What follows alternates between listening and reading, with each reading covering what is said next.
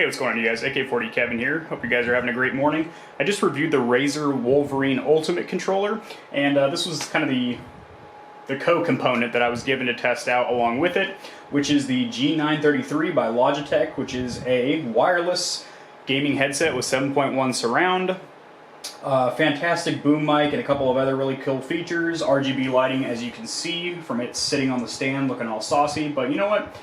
Let's give this thing an honest review, and I'm going to go over the pros and somewhat major cons of this wonderful piece of plastic.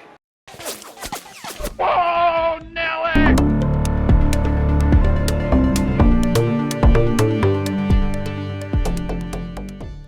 So first of all, starting with the box, as soon as you open it up, it's kind of a little bit surprising. Usually Logitech's packaging is a little bit better, and this is a $200 MSRP headset. However, it is going for $100 on Amazon, 50% off. Pretty sure that's not even a promotion or anything. That's just what Amazon happens to sell it for. So the packaging is just really nothing too special. There's no carrying case or bag or hard case or anything like that. So that was kind of a bummer, especially when you're paying, when you're shelling out that much money for a headset. So the RGB lighting is pretty kick-ass. This middle button right here lets you adjust the pattern, the colors, or turn it off completely. And you have a LED strip or a RGB strip, and then also it illuminates the G logo on the side there. Speaking of these side panels, it says remove panel here, has a little indent for your fingernail. You get underneath there. This one has the USB dongle, which you're going to need for your wireless, which we're going to talk a little bit more about its wireless capabilities in just a minute, as it is it's missing a little bit of wireless capability. And then on this side you have the battery, so if you were to get an extra one, you could probably charge it externally and have one on tap charged up at all time. Speaking of which, the battery life is not too fantastic in these. They died on me a couple times during some pretty regular gaming sessions, and also I think they lose a good amount of charge just by sitting, which is kind of a bummer. So build quality is pretty good. I don't really want to do the twist test too much because, well, these are a loaner pair and I don't want to get stuck with them because I didn't really enjoy them enough to own. But the ear cups are pretty nice. They're soft, but I don't like the material that they're covered in. This isn't leather, this isn't vinyl, this is some kind of a weird mesh. They say it's to remove excess heat from your ears when you're wearing it for multiple hours, and honestly it did do that pretty well. It kept my ears pretty cool. It's just not the most comfortable to the touch on your skin.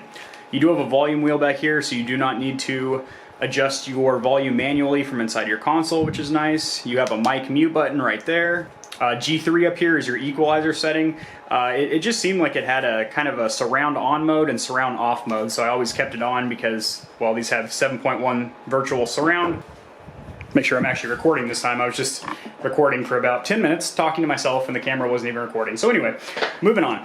It has a boom mic that folds out, and it has pretty good sound quality. It has a lot of compression on it, so it'll make your voice sound a little bit treble high and bass low, but that is to cancel outside noise from either keyboard clicking or button mashing on your controller or just wind noise or whatever you might have in the background. So this top pad here feels really good. It's kind of a memory foam material, which I wish they would have continued that on the ear pads because I was not a huge fan of these. Battery life is pretty subpar, honestly. You're going to be charging them pretty frequently. The sound is pretty impressive. It's 7.1 virtual surround, which I thought had really good situational awareness. You're able to pinpoint enemies behind you, to the side of you, and overall I was really impressed. Volume, it gets extremely high. I would recommend getting an amplifier if you really want to test the limits of this bad boy, but just with the stock amplifier or running through a Xbox controller, they sounded really good. I actually played through Halo 2, 3, and 4, beating all of them with these headphones, so I have plenty of time behind the wheel of these bad boys. And the ear cups rotate, so if you want to rest them around your neck or something, you can.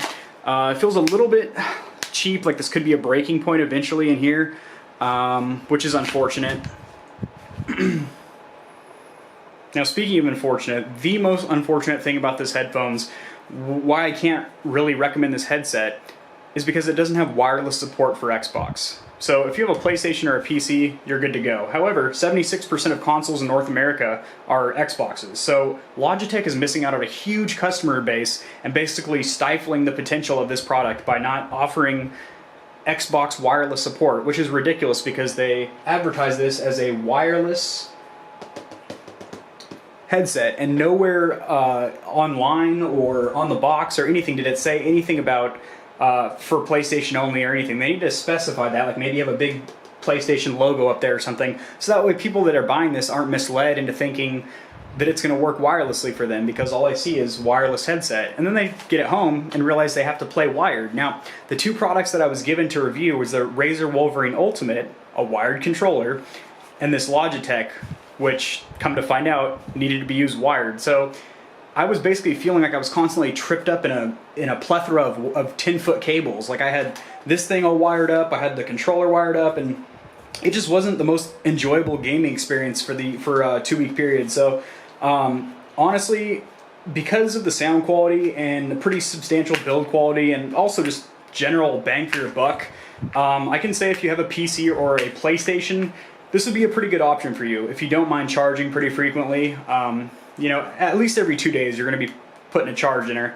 This could be remedied by getting a second battery and getting like a charging dock for it or something, but overall I just feel like there are better headsets out there for the price. So in the $100 range, or $200 as they, you know, say the recommended MSRP is, there's a lot better headsets out there. I mean, if I'm going to spend $200 on a headset, I'd get some Razer Nari Ultimates. Those are insane. Like, they vibrate on your head. Literally, they have like vibration motors in them, and the sound quality is really good.